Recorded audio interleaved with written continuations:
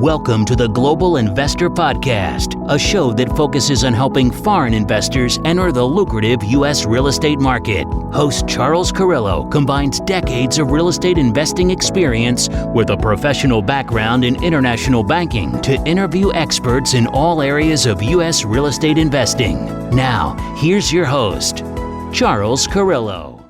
Welcome to another episode of the Global Investors Podcast. I'm your host, Charles Carillo. Today we have Anthony Scandariato.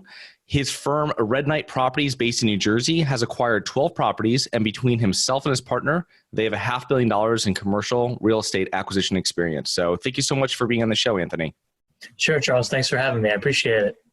So what was your background prior to starting your own real estate company and starting to invest in real estate? Sure. So great question. So I actually worked for a more of an institutional real estate sponsor that we were talking before the show, acquired Class A multi-tenant office buildings up and down the East Coast, primarily in gateway and secondary markets. So had great exposure there, and that $500 million in acquisition and asset management experience mostly comes from that. Red Knight right now, my company, has about $30 to $35 million under management and 260 units within the tri-state area, which means New Jersey, New York, and Pennsylvania. Okay. Awesome. So why did you choose real estate as your investment vehicle when you were leaving your corporate job? Yeah. So I already had it as an investment vehicle during my corporate job. So I saw the power of what it was providing for me on a monthly basis, relatively passively. And while I was working, I built a portfolio with the joint venture partner, who's my business partner that you mentioned. Now, basic partnership structure, very even split, and roll with that. Did a couple of refinances and a sale or two, and was able to build up a little bit of a track record to start what I do now, very similar to what you do, Charles, is syndicating and buying larger deals and basically spreading the wealth between general partners and limited partners. So what was your first real estate investments? First real estate investment was actually a two-family home that I'm sure a lot of you are aware of the term house hacking. So actually house hacked it for a few months, and unfortunately I had to move out, but it actually kind of was a blessing. It was an unforeseen circumstance, and got a new tenant in there, and it was cash flowing me a decent amount of money at 23 years old. Nice. When I bought that first house every month, and still own the property today. Nice. Yeah, I did a similar thing with a 3-family in Connecticut, so right up where you are, and that was the best way because I was telling everybody, all my friends, to do the same thing I was doing, and no one did it, and then they always had issues when they ran out of roommates in their houses. So I said, if you just done it the way I did it, where you could just, and then it was the easiest thing when I moved out. I rented it within like a week and a half. And it now was a cash flowing full investment property, not just something that I was trying to cut down on what I was paying on my pocket. So that's awesome. Right. That's a great way of doing it, especially with FHA and everything. And one great thing about the Northeast is there's a plethora of small multifamily, which we don't really have in Florida as much. But up there, there'd just be streets and streets of duplexes, triplexes, and quads. Yep. So it's awesome. So what is your current investment strategy and criteria with you and your partner in Red Knight? Sure. So current investment strategy, and we're recording this in August, end of August, and we're still going on with the COVID-19 crisis. So we're cautiously optimistic and kind of seeing what happens. We're very closely monitoring the performance of our portfolio. I would say from an overall strategy perspective, we buy value add, meaning the apartments need, a decent amount of work in order to fix up, raise the rents, decrease expenses, really increase that net operating income, and drive value to the overall property through a liquidity event, whether it's a refinance or a sale.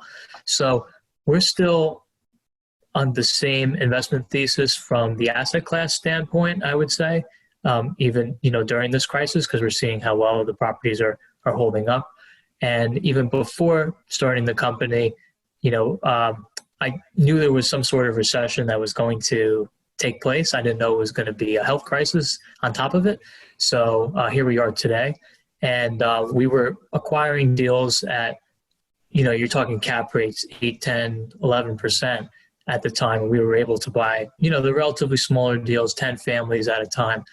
But we were able to acquire those properties, build up a track record, and then able to syndicate larger deals, which still had the same type of metrics. We're still looking to buy for in-place cash flow. I'm not saying it has to be a 10 cap, but it's got to have some sort of in-place cash flow, because there's a lot that could potentially go wrong, especially with unforeseen circumstances like COVID. So we're always trying to buy for strong in-place cash flow with upside, and the rent rolls through primarily aesthetic renovations. We've done some structural renovations too. We try to stay away from extremely heavy. Yeah. It's more of light to value add properties. Right.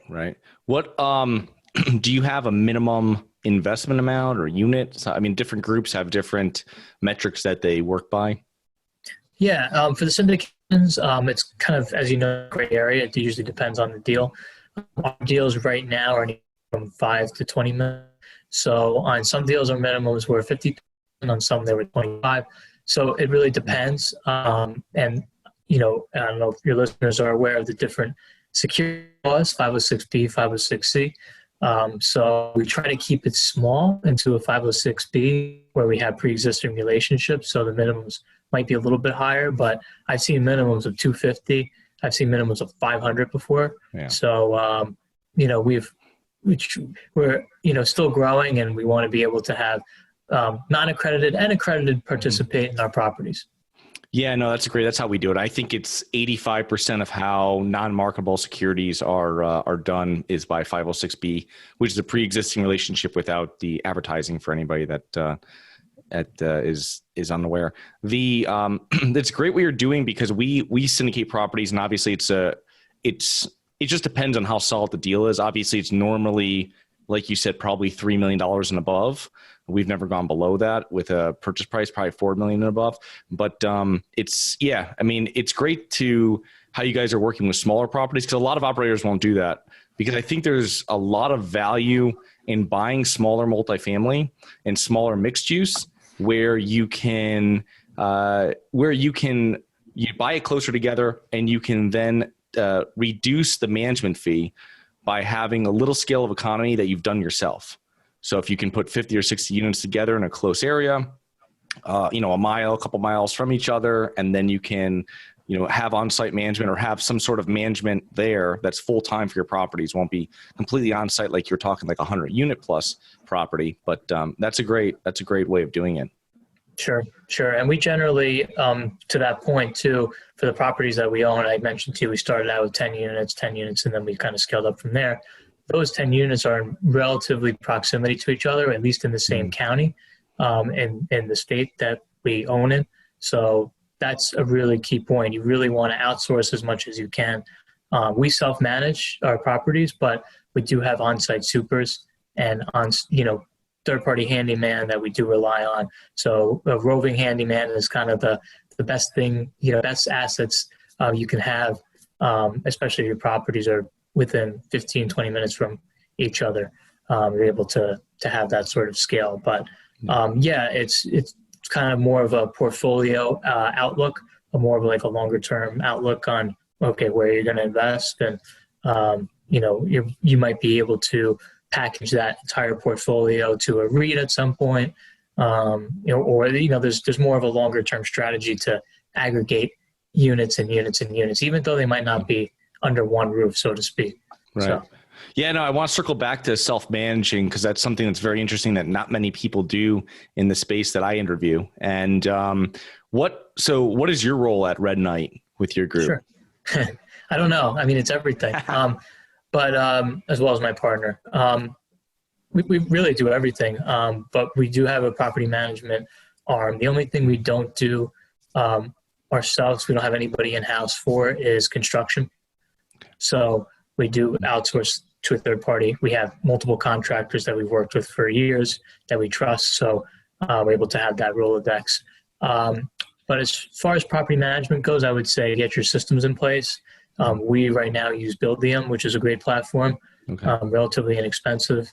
And, for a newer operator or somewhat emerging operator, I think it's pretty important to self-manage, because you're able to really understand what's going on at the property pretty much on a daily basis. And if you're the one leading the deal. So I would say most of our syndicated investments, we're like the only general partner. So sometimes there's maybe 10 GPs on a big deal and it's all spread out, which is fine. But we like to be in control of the capital raising, be in control of the debt, be in control of the asset management, control of the property management. It's almost a vertically integrated structure to some extent.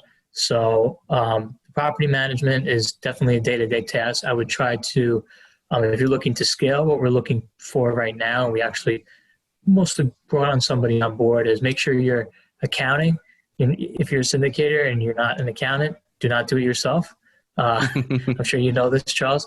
To make sure you have a good person for that on your staff, or at least contracted with your company. And if you want to have like a property management assistant, we just kind of hired one on a virtual basis. There's companies like Upwork.com, Fiverr.com where we're based out of the Northeast, so the cost of labor is very high. You can hire somebody from the Midwest where cost of labor is a lot lower, so is cost of living. That's why that makes sense. And it's all virtual, and they can help you out. And it's once you accumulate more and more properties, you can actually spread that cost over the multiple properties. So if you look at it, it's only it's $100 to this property, $100 to that property. So it's really you really want to gain scale and efficiency in this business. More and more I'm learning. Yeah, with the virtual assistants, that's a great point. When you're having an assistant for doing to the property management, that's great because there's a lot of tasks that they can do themselves, whether it's when I was self-managing, it was putting it out to virtual assistants to post the ads for that. I mean, that's a huge thing. Just getting leads and then sending it to who's ever going to rent the property, right? So you have a whole bunch of leads. That person that's going to be showing the property already has a list of phone numbers, a list of names, and they just called on that list. They don't have to go through their email. They don't have to talk to anybody else, like trying to generate them. Here's 50 people that are interested in this apartment, and go show it to them, call them all, set up all your open houses, whatever you have to do. And that can all be done. That's something that doesn't have to be done by like management level, right? Where they're trying to do other things. And that's great. What when you're looking for properties and assessing them, what are the things that you're looking for? And then what are the things that you're like red flag on? Yeah, I mean, very similar to how an appraiser is looking at a property. So you have the replacement cost approach. Can I build it for less than what I'm buying it for on a per unit basis, land and building? And obviously the income approach is, does it have a decent cash flow yield, and what is my borrowing cost if I go to the bank and take out a loan on the property? And then obviously the sales comparison approach. So has there been properties similar to this that have sold in the past 10 years, 5 years? And how did the property perform during the last recession, not this recession, the last one? Mm-hmm. So those are like the four things that I look for, so to speak. But, we always look for other metrics. There's so many that you can look at, right? So, obviously the market's number one, locations, everything. We generally look at more, I would say, suburban style, garden style apartment buildings, which is becoming more popular now coming out of COVID. And we kind of had a feeling that would happen. At least people moving out of more urban areas. But we have some properties, I wouldn't say they're in urban areas, but they're more infill. So you'll have like a suburban area that has like a little downtown with maybe a mixed use building, right in the center of town. So sometimes we'll buy those. But we're generally not too urban. We might change that. We'll see what happens with COVID going forward. But we've always kind of been in the suburban, play. Yeah. I usually see usually when you're getting more to when the population increases in an area like a centralized urbanized area, your cap rates are very compressed. Yeah, and they get more compressed as you're going in. So you're paying much more for a property, lower returns. But what are some things when you're looking at a property like that you're hesitant on, that you have to rethink, that, you know what I mean? Like if I'm looking at a property and I see, we're in Florida, right? So if I'm looking at Florida property and it's frame built, that's going to be something that I'm going to put as a red flag. We have rain like every hour here. So it's going to be something where it's like flat roofs, right? is a huge thing in Florida. Like these things I'm going to look at, not saying I won't do a deal, but there's going to be something that I'm going to do. What kind of things for you guys when you're looking at it? Obviously we formulate that plan by probably your past experience, but. Yeah, that are red flags. Anything structural, like you mentioned with the wood frame. Noticed a lot of structural issues that sometimes walked on a tour and then I walked out just because you didn't want to deal with the structural problems. Red flags are, that, and we always want to see the collection report, how they've been collecting. How many subsidized tenants are there in the building for the government? I might have a different opinion on that now than what I did in the past. But that was always something I looked at. That was a red flag. But if there's a lot of red flags, but they could be good from a management standpoint. Something that you can clean up when you take over. Easy things. But major capital improvement dollars that you didn't really foresee allocating. When you're doing your underwriting, then that could be problematic, obviously. Yeah. No, it makes perfect sense, especially when you're saying now with the rent roll. That's super important where we are now in the smack dab of COVID, where you're not able to, in most places, evict your tenants or anything like this. So you really have to know when you're taking over a property, who's in that property, and what is their, whatever it says on paper is one thing, but when are they paying rent? And, we're checking, you can just look and see, and you can't see that from a regular broker pro forma, but you can see that when you're seeing late fees and you can see everything. It just goes to show the strength of that tenant without doing any type of your typical and due diligence, your lease audit. So that's all. I totally agree with that. Yeah. Yeah, for sure. So with your self-managing, you guys use Buildium, you have a couple assistants that are virtual. What other pieces to the self-managing kind of puzzle that you guys you cover? I mean, obviously your heavy value add, your CapEx stuff is done by third-party licensed contractors. Do you have anything else in-house? Are you doing like your make ready to getting the apartments ready for rental? Is that all done in-house by your? Kind of. So the way it works in the tri-state area is that the demand for apartments is so high that tenants pay a broker fee. And usually that's a 1 month's rent. So we partner with the brokerage firm to manage the leasing of all of our properties, at least within this region. So we have a partnership there. They're not, so to speak, employees of mine. Actually don't compensate them at all. Usually the tenants they find a tenant, they pay the fee, and they kind of coordinate everything for the most part. The applications still come to me in my office. And we have to screen them. We have to make sure they meet our criteria. But for the most part, the leasing is done on a third-party basis, but at no cost to me and my investors. Nice. Yeah, that's great. The broker fee is something that outside the tri-state people don't really know of. It's are they cutting them down in New York or something? I heard that they removed them. They used to be crazy, like 2 or 3 months rent you pay up front. Yeah, they remove. I can't remember what exactly happened, but I think they got. A judge ruled on postponing them. I think it was a postponement for a month. And then I believe it's back. Okay. We had some workarounds, nothing illegal, to that situation.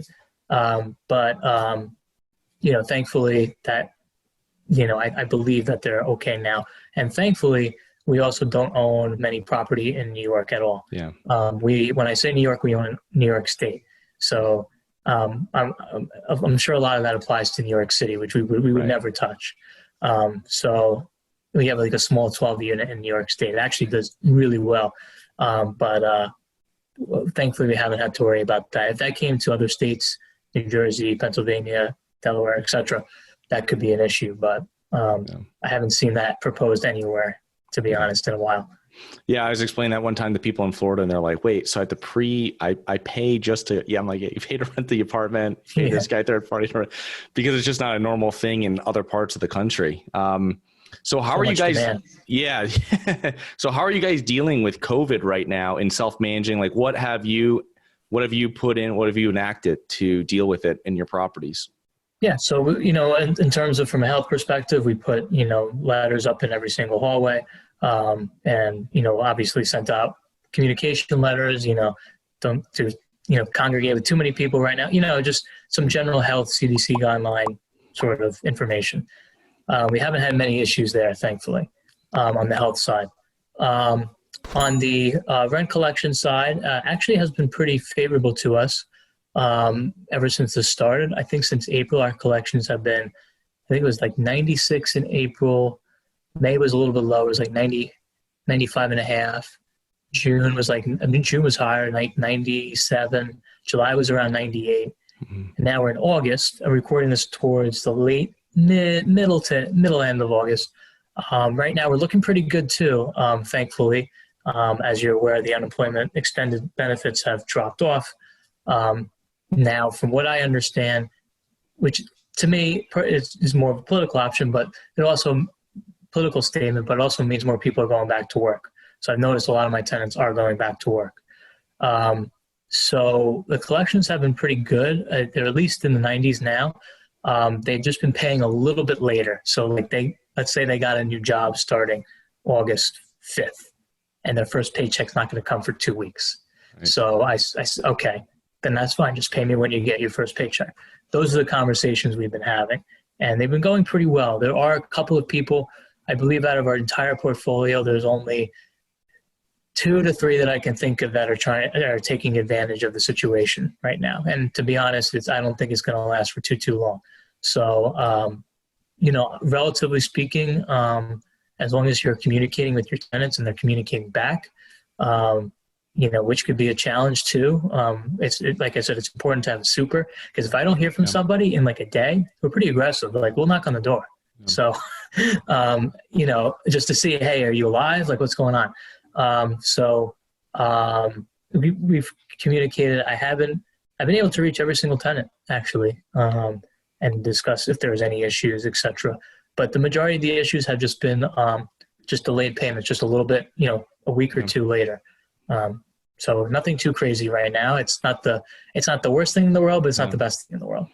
Yeah, no, it's good that if you have the communications open with the tenants, and usually you can avoid most problems, I feel. Because if they're going to be honest with you or talk to you, the ones that just disappear off the face of the earth and you never hear from them, and that's when there's going to be an issue. But so you're saying one other thing about with self-managing with superintendents, how do you guys find your supers? Are they in? Because that's something that's different. It's mostly for smaller multifamily, so people with larger multifamilies won't have this, but with smaller multifamily, this is. My dad had this all through his properties in Connecticut, superintendent. So how do you guys find them, and what kind of deals do you cut with them? Is everyone different? It's pretty similar. Yeah. Everybody's different. Our super that manages like 110 units for us or so. We got lucky. He actually was referred to us by a tenant in the building. Right. But it depends on how much work they're doing. So for him, obviously he gets a free apartment, and then he gets he gets a salary on top of that. And for other cases where if you have like a 10-unit building here, a 10-unit there, whatever it is, which we try not to do anymore, we'll usually have somebody that gets a little bit of a discount on their rent, maybe $200, $300 to help us out with certain situations. So there's an important thing to keep in mind that they're really dealing with maintenance, at least in the tri-state area, whereas we have a leasing team, because some supers do the leasing and the maintenance, which leasing is a job in itself. So to cut down on that for a super, and it saves us money by obviously not paying as much, is kind of a win-win situation. Nice. Yeah, it's great to have that, because it's your eyes and ears on the property, and it's great that you're able to give them some of a discount, because I've looked into even buying 12 units and 14 units before, and everybody has different requirements, what they're giving the super and what the super is doing. And it's all different. Sometimes, like you saying, they just get a little bit off just for listening and knocking on the door. Sometimes they're mowing the lawn, you know what I mean? So it can really differ. So which is great for the smaller multifamilies when you're the owner not living there. But so if you're speaking to a new real estate investor, what advice would you give them from your past experience? It depends on what role they want to be in. They want to be on the active role or passive role. So if they want to, partner with someone and try to work a first deal, or try to do it on their own, or they work a 9 to 5, they make a pretty good, W-2 income or 1099 income, whatever it is, and just want to find good operators to invest in. Which actually, I wanted to start out that way when I started on the more of the passive side, because I feel like I would have learned a lot more from a seasoned operator. But I was just define what you want to do exactly, because at the end of the day, I think your goal, my goal, is to generate passive income. Right. That comes in every month. So right now, we're both young guys. We're on the active side. We're trying to make things happen. But at some point, it's going to be more of your goals are going to change, and it's going to be more of a income stream that you kind of want just coming in. So just depends on your goals. So Anthony, you have a great podcast. Can you tell us about that? Yeah. So Charles is better, by the way, this podcast, but Discovering Multifamily is my podcast. So it's more of an educational platform. We focus on, pretty much everything, apartments. I have some motivational speakers come on as well. So general business as well. You can find us on iTunes, pretty much every platform. But yeah, it's going, the podcast is doing really well. And, it's more of, for me, it's more of an educational tool for myself, actually, because I get to learn a lot and I get to share it with anybody who's listening. So I think it's a pretty cool media platform. Yeah, it's a great thing about podcasts is the amount of information I learn. And when I write questions and kind of figure out what I'm asking, it's something where a lot of it's for myself that so I imagine it's the same thing for you too. So it's a great medium for doing that. Sure. So in addition to the podcast, how can listeners learn more about you and your business? Sure. So we actually have a special report. It's called How to Leave Your 9-to-5 Through Financial Independence. And you can find that. You can just go to our website, redknightproperties.com with the K, Red Knight, and it actually just pops right up. Just, put your email in and it'll be emailed to you. And, it's a nice special report that, we put together, and you can find us basically on our website. We're on every social media platform on there. And you can reach out to me on LinkedIn and send us a note. Awesome. Well, thank you so much, Anthony, for being on the show today. Looking forward to meeting up with you in the future after all this COVID, and have a great rest of your day. You too, Charles. Thank you. Talk to you soon. Great. Hi guys, it's Charles from the Global Investors Podcast. I hope you enjoyed the show. If you're interested in getting involved with real estate, but you don't know where to begin, set up a free 30-minute strategy call with me at schedulecharles.com. That's schedulecharles.com. Thank you. Thank you for listening to the Global Investor Podcast. If you like the show, be sure to subscribe on iTunes or Google Play to get new weekly episodes. For more resources and to receive our newsletter, please visit globalinvestorpodcast.com. And don't forget to join us next week for another episode. Nothing in this episode should be considered specific, personal, or professional advice. Any investment opportunities mentioned on this podcast are limited to accredited investors. Any investments will only be made with proper disclosure, subscription documentation, and are subject to all applicable laws. Please consult an appropriate tax, legal, real estate, financial, or business professional for individualized advice. Opinions of guests are their own. Information is not guaranteed. All investment strategies have the potential for profit or loss. The host is operating on behalf of Harborside Partners Incorporated exclusively.